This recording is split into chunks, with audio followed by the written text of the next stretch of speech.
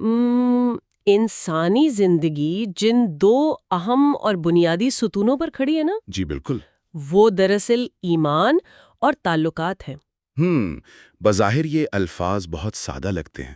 یعنی بہت ہی عام سے، لیکن ایک لمحے کے لیے اگر ہم انسانی فطرت اور معاشرے کا تھوڑا سا بغور مشاہدہ کریں نا، تو کیا ہوتا ہے؟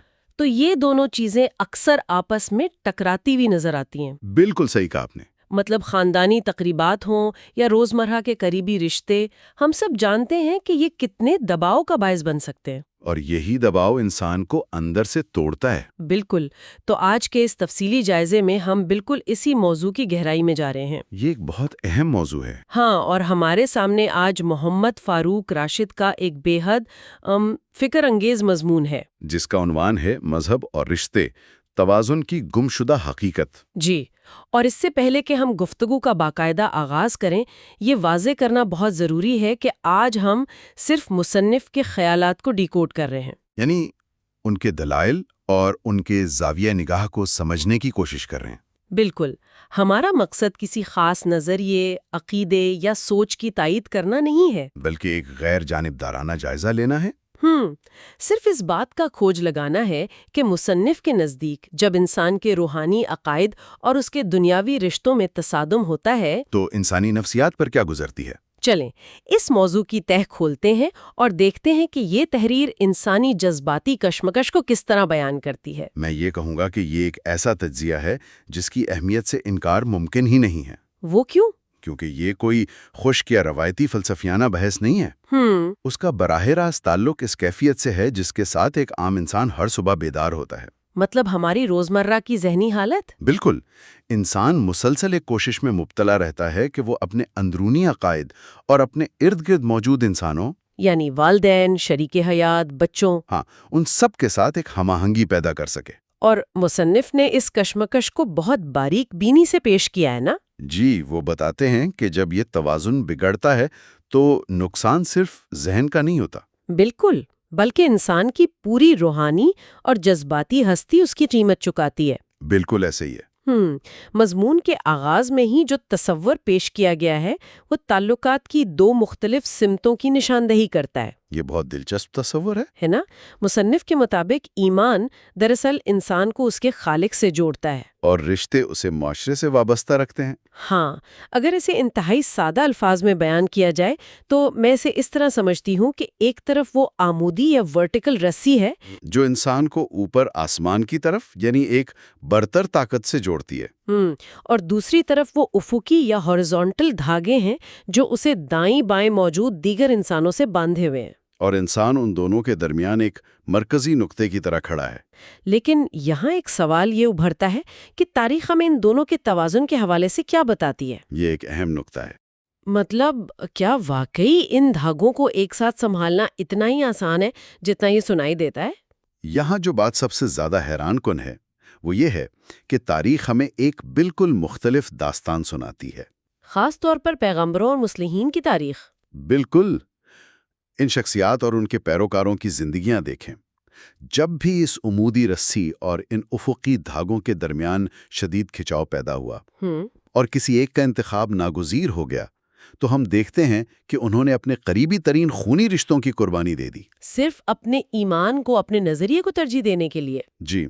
اور مصنف نے اس جانب اشارہ کیا ہے کہ یہ محض کوئی جذباتی یا وقتی فیصلہ نہیں ہوتا، بلکہ اسے روحانی استقامت کی علامت سمجھا جاتا ہے. بالکل.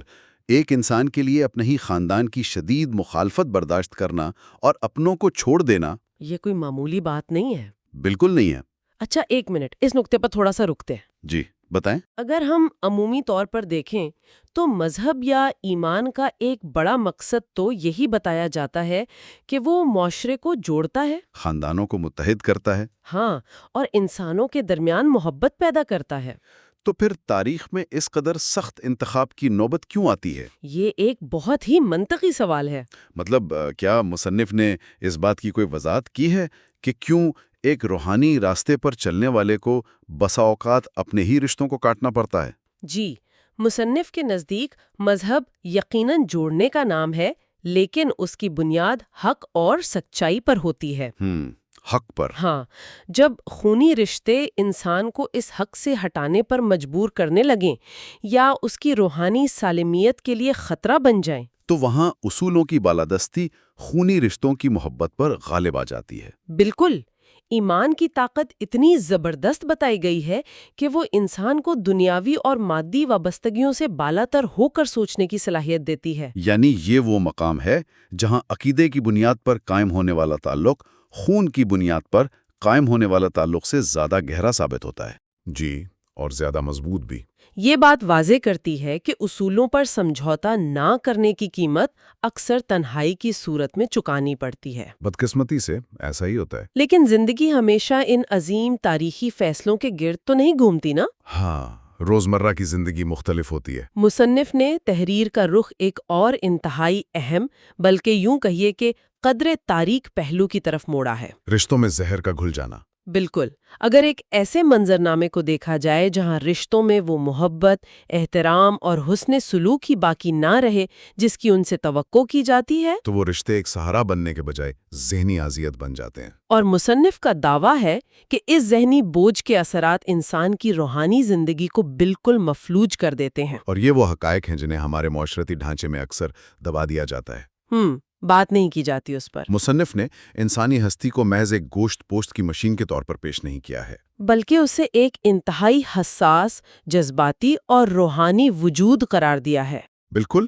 جب کوئی شخص اپنے ہی گھر میں، اپنے قریبی رشتوں میں مسلسل طنز، تلخی یا ناانصافی کا نشانہ بنتا ہے، یا جذباتی بدسلوکی کا، جی، تو اس کے اندر ایک عجیب سی بیزاری اور تھکن پیدا ہونے لگتی ہے۔ اور یہ تھکن وہ نہیں جو آرام کرنے سے دور ہو جائے، بالکل نہیں، یہ گہری نفسیاتی اور جذباتی تھکاوٹ ہے جو آہستہ آہستہ انسان کی روحانی توانائی کو اندر سے کھوکھلا کر دیتی ہے۔ وہ جذبہ جو انسان کو کسی بھی قسم کی عبادت یا غور و فکر کے لیے چاہیے ہوتا ہے نا، وہ اس روزمرہ کے گھریلو سیاست اور محاذ آرائی کی بھیٹ چڑھ جاتا ہے۔ میں اس کی عملی مثال کچھ یوں سوچ رہی تھی کہ ایک شخص صبح بیدار ہوتا ہے، وہ جائے نماز پر کھڑا ہے یا مراقبے کی حالت میں ہے، لیکن اس کا ذہن کہیں اور ہے۔ ہاں، ذہن پچھلی رات کے کسی خاندانی جھگڑے، کسی کے تانے یا کسی تلخ جملے میں الجھا ہوا ہے۔ اس کے جسم کا رخ تو درست سمت میں ہے، لیکن اس کی سوچ ایک محاذ جنگ پر ہے۔ بالکل۔ مصنف نے اس بات پر خاص زور دیا ہے کہ رشتوں کا یہ مسلسل ذہنی بوجھ انسان کے دل کی یکسوئی کو مکمل طور پر ختم کر دیتا ہے۔ اور ایک وقت ایسا آتا ہے کہ وہی روحانی اور مذہبی سرگرمیاں جو کبھی ذہنی سکون کا باعث ہوا کرتی تھی، اب ایک بوجھ یا محض ایک عادت سی لگنے لگتی ہیں، ایک میکینیکل عمل بن کر رہ جاتی ہیں۔ یہاں معاملہ واقعی بہت دلچسپ ہو جاتا ہے، کیونکہ اگر مذہب انسان کو صبر اور برداشت سکھاتا ہے، جی، تو کیا ایک سچے ایمان والے شخص کو ان دنیاوی تلخیوں سے بے نیاز نہیں ہو جانا چاہیے؟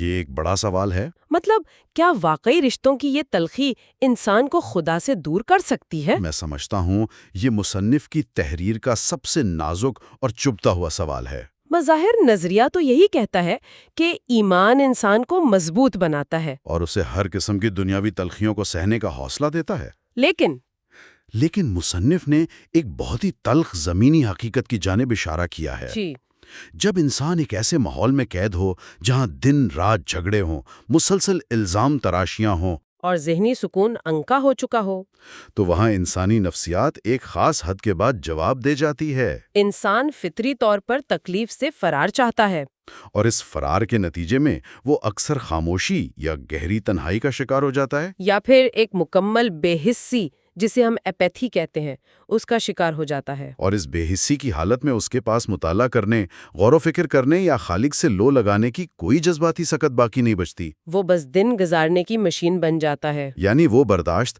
جسے ہم عام طور پر خوبی سمجھتے ہیں، وہ ایک خاص حد سے گزرنے کے بعد انسان کو اندر سے مردہ کر دیتی ہے۔ بالکل، اور اسی نقطے سے مضمون میں ایک اور شاندار پہلو سامنے رکھا ہے، جس نے روایتی مذہبی سوچ پر ایک سوالیہ نشان لگایا ہے۔ مصنف کا ماننا ہے کہ مذہبی تعلیمات کا مقصد صرف عبادات کے چند مخصوص طریقے ادا کر لینا نہیں ہے، بلکہ حسن اخلاق اور حسن سلوک دراصل ایمان کا اتنا ہی لازمی حصہ ہیں جتنا کہ کوئی بھی دوسری روایتی عبادت۔ یہ ایک ایسا تصور ہے جو ہمارے معاشرے کے اس تضاد کو بے نقاب کرتا ہے، جہاں اکثر عبادت گزار لوگ رشتوں کے معاملے میں سب سے زیادہ سخت نظر آتے ہیں۔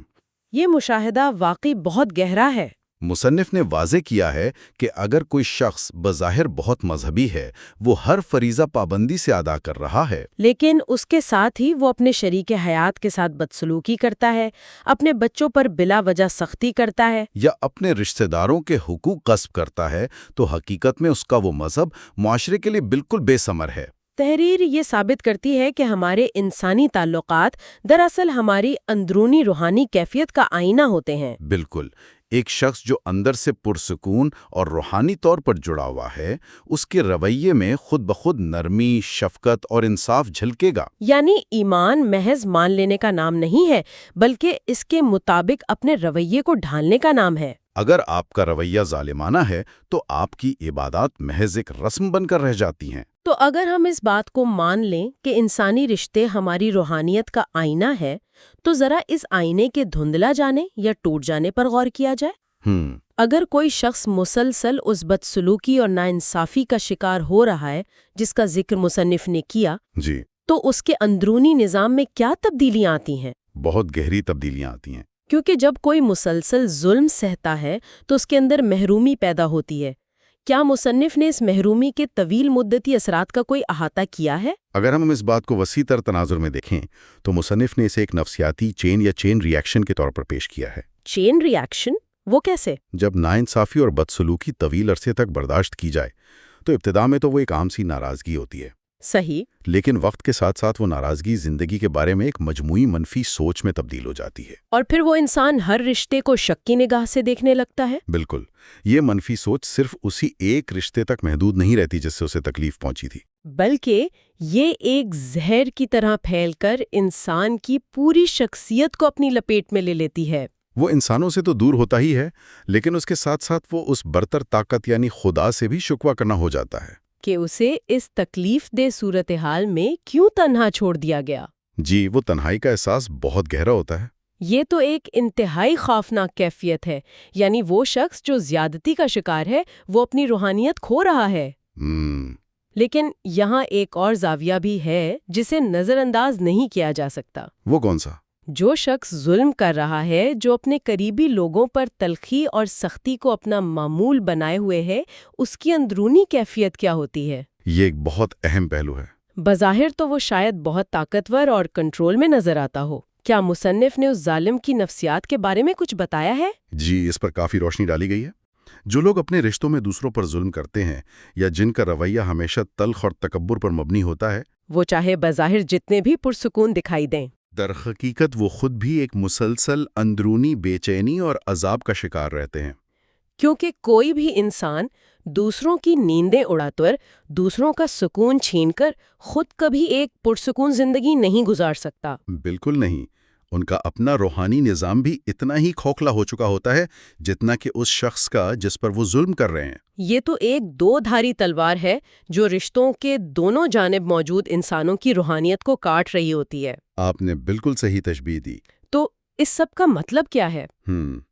ہم نے یہ سمجھ لیا کہ تاریخی طور پر ایمان کی طاقت نے کیسے رشتوں کی قربانی دی، ہم نے مسلسل تلخی کے نفسیاتی اور جذباتی بوجھ کو بھی دیکھ لیا، اور اس بات پر بھی غور کیا کہ کیسے ایک شخص کا برا سلوک اس کی اپنی عبادات کو بے معنی کر دیتا ہے اور سامنے والے کی یکسوئی بھی چھین لیتا ہے۔ لیکن جب ہم عملی اور حقیقی دنیا میں واپس آتے ہیں، جہاں ایک عام انسان ہر روز ان مسائل کا سامنا کر رہا ہے، تو کیا اس ساری کشمکش کا کوئی حل بھی موجود ہے؟ جب ایک طرف مذہبی اصول کھڑے ہوں اور دوسری طرف رشتوں کی شدید توقعات اور دباؤ ہو، تو اس تصادم سے کیسے نمٹا جائے؟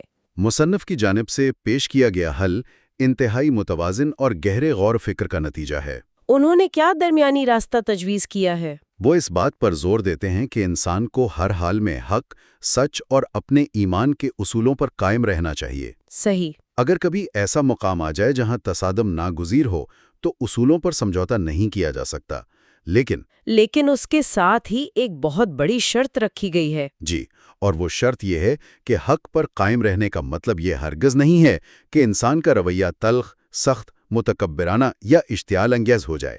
مصنف کہتے ہیں کہ ایمان پر ثابت قدمی اپنی جگہ، لیکن آپ کے رویے میں نرمی، حکمت اور برداشت ہر صورت برقرار رہنی چاہیے۔ ہمارے ہاں المیہ یہ ہے کہ جب لوگ یہ سمجھتے ہیں کہ وہ سچ کے ساتھ کھڑے ہیں تو وہ اپنے لہجے کو بے حد سخت اور جارحانہ بنا لیتے ہیں۔ اور ان کی یہ سختی ان کے سچ کی ساری افادیت کو ضائع کر دیتی ہے اور سامنے والے کو مزید دور کر دیتی ہے۔ یہ ایک بہت ہی باریک اور غور طلب نقطہ ہے، یعنی مدعا چاہے جتنا بھی سچا ہو، اسے پیش کرنے کا انداز اور رویہ بھی اسی قدر سچا اور خوبصورت ہونا چاہیے۔ بالکل۔ اور اسی کے ساتھ ماخذ میں رشتوں کی حد بندی کے حوالے سے بھی ایک بہت ہی طاقتور بحث چھیڑی گئی ہے۔ جی، مصنف نے اس بات کی نشاندہی کی ہے کہ کسی انسان پر اس کے رشتوں کی جانب سے اتنا بیجا دباؤ ڈالنا یا اسے اس حد تک جذباتی اور نفسیاتی اذیت کا نشانہ بنانا کہ وہ تھک آ کر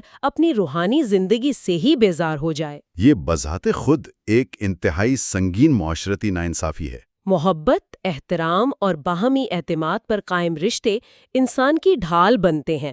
وہ اسے دنیا کی مشکلات اور اپنے اندرونی خوف سے لڑنے کی طاقت دیتے ہیں، جبکہ تلخی اور مسلسل تنقید پر مبنی رشتے انسان کی وہ آخری رمق بھی نچوڑ لیتے ہیں جس سے وہ زندگی میں کوئی مثبت قدم اٹھا سکتا ہے۔ اس ساری تفصیلی گفتگو اور مصنف کے دلائل کا اگر ہم نچوڑ نکالیں تو وہ یہ ثابت کرتے ہیں کہ مذہب اور رشتے بنیادی طور پر ایک دوسرے کی ضد یا مخالف نہیں ہیں۔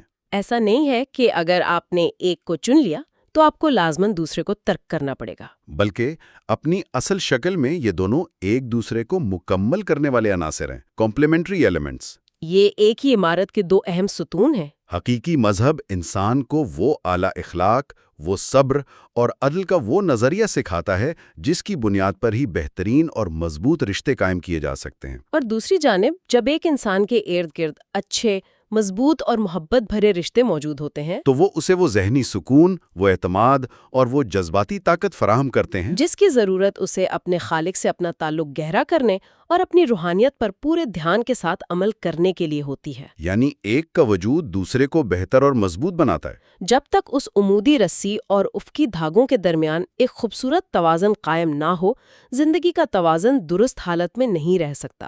بالکل۔ اگر کوئی شخص صرف مذہب کو پکڑ لے اور اپنے ارد گرد موجود انسانوں اور رشتوں کے معاملے میں ظالم اور بے حس بن جائے تو اس کی روحانیت کھوکھلی ہے۔ اور اگر وہ صرف دنیاوی رشتوں کی خوشنودی کی خاطر اپنے ضمیر اور روحانی اصولوں کو پامال کر دے تب بھی وہ خسارے میں ہے۔ مصنف کا پیغام یہی لگتا ہے کہ ایک متوازن زندگی جس میں اصولوں کی پاسداری بھی ہو اور رشتوں کا احترام اور حسن سلوک بھی، وہی دراصل حقیقی جذباتی سکون اور روحانی خوشی کا واحد راستہ ہے۔ یہ مصنف کی سوچ کا بالکل درست تجزیہ ہے۔ یہ توازن ہی وہ گمشدہ حقیقت ہے جسے آج کا انسان ڈھونڈ رہا ہے۔ اور اس توازن کو حاصل کرنے کے لیے کسی جادوئی چھڑی کی نہیں بلکہ مسلسل خود احتسابی کی ضرورت ہوتی ہے۔ انسان کو روزانہ اپنے رویوں، اپنے الفاظ اور اپنے عمل کا جائزہ لینا پڑتا ہے کہ کہیں اس کی کسی نیکی کے زوم میں کسی انسان کی توثیق تو نہیں ہو رہی، یا کہیں رشتوں کو نبھانے کے دباؤ میں اس کے اندر کا انسان تو نہیں مر رہا۔ بالکل صحیح کہا۔ کیا کمال اور گہری بات ہے۔ آج کے اس تفصیلی جائزے نے واقعی ہمارے سامنے ان روزمرہ رویوں کو ایک نئے آئینے میں پیش کیا ہے جن پر ہم شاید کبھی اتنی گہرائی سے غور نہیں کرتے۔ ہم نے واقعی یہ سمجھنے کی کوشش کی کہ مصنف کے نزدیک ایمان اور تعلقات کے تصادم سے کیسے بچا جا سکتا ہے۔ لیکن اس تمام گفتگو اور ان حقائق کو سمیٹتے ہوئے آج کے پروگرام کے اختتام پر موجودہ دور کے تناظر میں ایک ایسا زاویہ سامنے آتا ہے جس پر غور کرنا انتہائی ضروری ہے۔ ایک لمحے کے لیے اس پر غور کیا جائے، اگر ہمارے قریبی انسانی رشتے ہی ہماری روحانی صلاحیت، ہمارے ذہنی سکون اور اس کائنات کے ساتھ ہمارے گہرے تعلق کا تعین کرتے ہیں، تو آج کے اس ڈیجیٹل دور میں جہاں انسانوں کے درمیان رابطے گہرے اور حقیقی ہونے کے بجائے انتہائی سطحی، تیز رفتار اور محض ورچوئل ہو گئے ہیں، یہ تو ہے، کیا یہ سطحی اور کھوکھلے رشتے انسانیت کی اس بنیادی اور فطری صلاحیت کو خاموشی سے بدل رہے ہیں جس کے ذریعے انسان ایک گہرے اور بامانی ایمان کا تجربہ کرتا ہے؟ اس سوچ کے ساتھ ہم آج کے اس جائزے کو یہی مکمل کرتے ہیں۔ علم اور جستجو کے ساتھ رہنے کا شکریہ۔ اگلی بار ایک نئے موضوع کے ساتھ دوبارہ گفتگو ہوگی۔